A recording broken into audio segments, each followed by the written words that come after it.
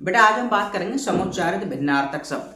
ठीक है जी, अधिकतर कंपटीशन एग्जाम में आते हैं समुच्चारित भिन्नार्थक शब्द। तो अब आपको ये शब्द नए लगते होंगे ना, समुच्चारित भिन्नार्थक शब्द, ये मैंने लिख दिया है समुच्चारित भिन्नार्थक शब्द। ठीक है, तो ये समुच्चारित भिन्नार्थक शब्द होते क्या है, हमें कैसे पता लगेगा कि ये समुच्चारित भिन्नार्थक शब्द हैं।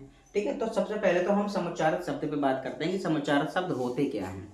ठीक है, तो जब आप समुच्चारित शब्द समझ जाएंगे तो आप इसको आंसर क्लियर करने में भी आपको आसानी होगी और आप आंसर लगा लेंगे। तो आज हम बात करते हैं समुच्चारित भिन्नार्थक शब्द होते क्या है। ठीक है, तो समुच्चारित भिन्नार्थक शब्दों पे हम बात करते हैं कि अब हम बताते हैं आपको कि समुच्चारित भिन्नार्थक शब्द होते क्या है।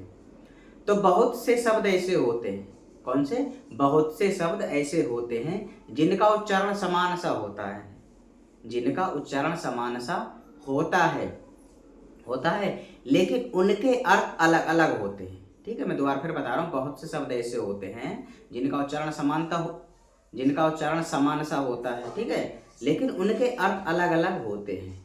ऐसे शब्दों को समुच्चारित भिन्नार्थक शब्द कहते हैं।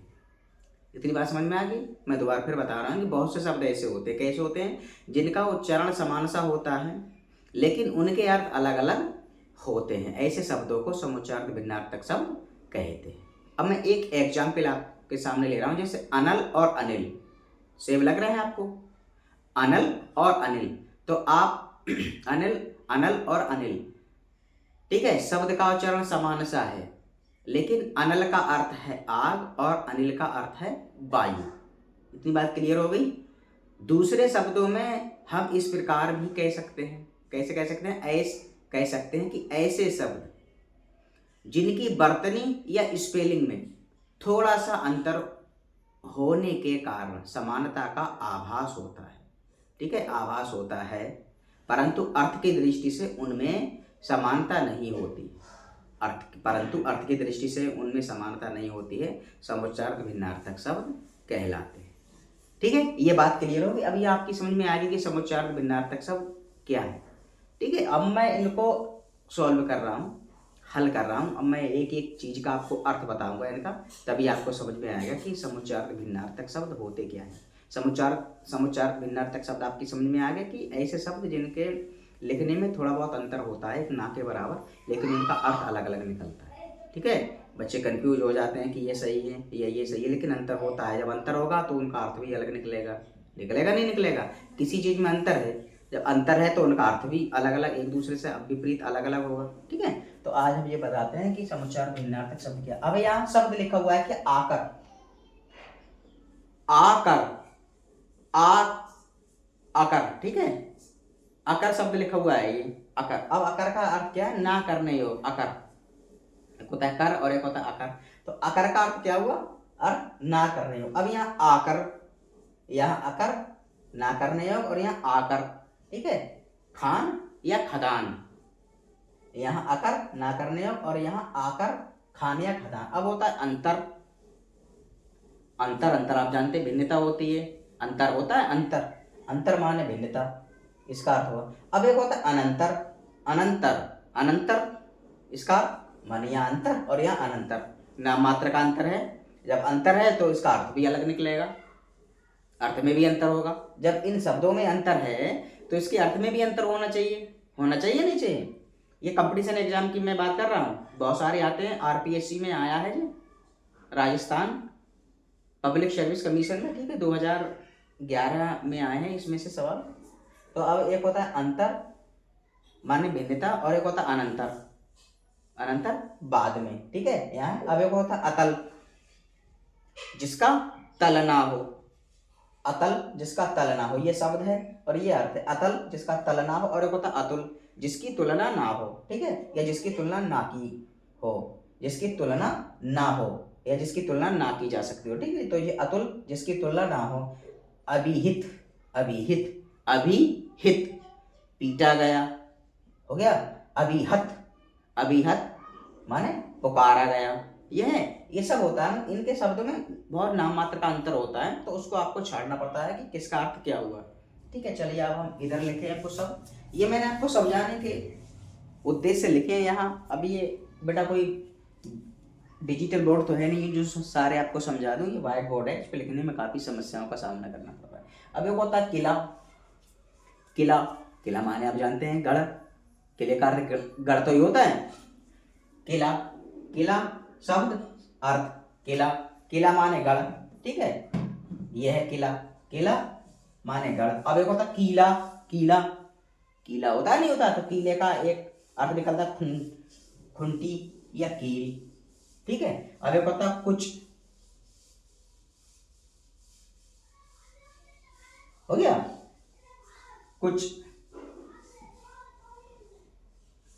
स्थन, और एक होता कूच प्रस्थान, ठीक है, कुछ कूच, ठीक है, कुछ माने क्या बेटा स्थन, और कूच माने प्रस्थान, प्रस्थान। अब एक होता है बेटा क्या बोलते हैं कुमार, कुमार, कुमार होता है कुमार, कुमार माने बिना ब्याहया, यानी कि बिना शादी के या बिना ब्याहया। अब एक होता है कुम्हार, ये कुमार है और ये कुम्हार है, कुम्हार, कुम्हार बर्तन बनाने वाला, हो गया। अब एक होता है देव, देव माने देवता होते हैं बेटा, और एक होता है देव, देव माने भाग, ठीक है, देव माने देवता, देव माने भाग। तो इसमें बेटा यही शब्द है समुच्चारित भिन्नार्थक, जो आपको शब्द देगा और उनका नीचे अर्थ दे, मतलब ABCD विकल्प देके, ऑप्शन देके आपको, मतलब वर्ण क्या बोलते हैं वो बहुविकल्पी प्रश्न होते हैं, उसमें देके आपको एक शब्द दे दिया, उसका आपको क्या समुच्चारित भिन्नार्थक शब्द ढूंढवाता है कि इसका अर्थ क्या होता है। तो ये मैंने आपको समुच्चारित भिन्नार्थक शब्द आपको मैंने पढ़ाया कि समुच्चारित भिन्नार्थक शब्द होते क्या है। और ये अधिकतर परीक्षाओं में कंपटीशन की जो एग्जाम होते हैं, चाहे भारत सरकार के हों या राज्य सरकार के हों, अगर सामान्य हिंदी आ रही है तो शब्द भी आना ही। तो ये मैंने समुच्चारित भिन्नार्थक शब्द बताया कि समुच्चारित भिन्नार्थक शब्द होते क्या, यानी कि बहुत नाम मात्र का अंतर होता है उनको, लेकिन जब नाम मात्र का अंतर है तो उनके अर्थ में भी अंतर होगा। तो ये शब्द मैंने आपको समझाया क्या, समुच्चारित भिन्नार्थक शब्द, समुच्चारित भिन्नार्थक शब्द। तो इनको आप देख लीजिए। अब बहुत सब तो नहीं समझा सकता, लेकिन हाँ बहुत सारे समझा सकता हूँ। बट अगर मेरा डिजिटल बोर्ड होता है यहाँ तो मैं क्या बोलते हैं आपको समझाता कि एक एक शब्द का अर्थ मैं यहाँ बताता, लेकिन मैंने ये कुछ ही शब्द लिए हैं, क्यों यार इसको वाइट बोर्ड है, इसमें लिखने में काफ़ी कठिनाई होती है बेटा, और मैंने समझाया आपको बिंदास तरीके से, आपकी समझ में आ जाए तो आप इसका गहन अध्ययन करिए।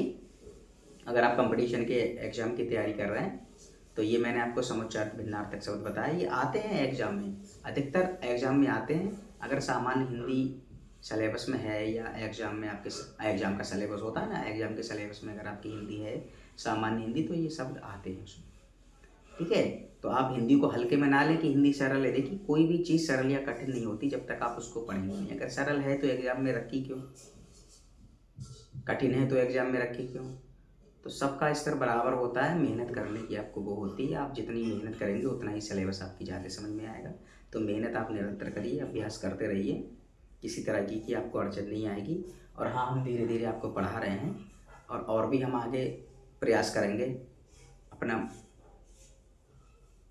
पढ़ाने वाले का स्टाफ या बैच हम पढ़ाएंगे ताकि आपको समस्याओं का सामना ना हो। तो हमें फॉलो करते रहिए बेटा, सब्सक्राइब करते रहिए, ज़्यादा हमें सपोर्ट करिए। तो ये मैंने आपको बताया समुच्चारित भिन्नार्थक शब्द, और मैं आशा और उम्मीद करता हूँ कि ये वीडियो आपकी पसंद आई होगी। अगर ये वीडियो आपकी पसंद आई हो तो हमें ज़्यादा से ज़्यादा इस वीडियो को शेयर करिए, और यूट्यूब पे हमें सब्सक्राइब करिए, और इंस्टाग्राम पे हमें फॉलो करिए। तो बस आज तक के लिए इतना ही, हम फिर अगले नेक्स्ट वीडियो में उपस्थित होते हैं, तब तक के लिए धन्यवाद।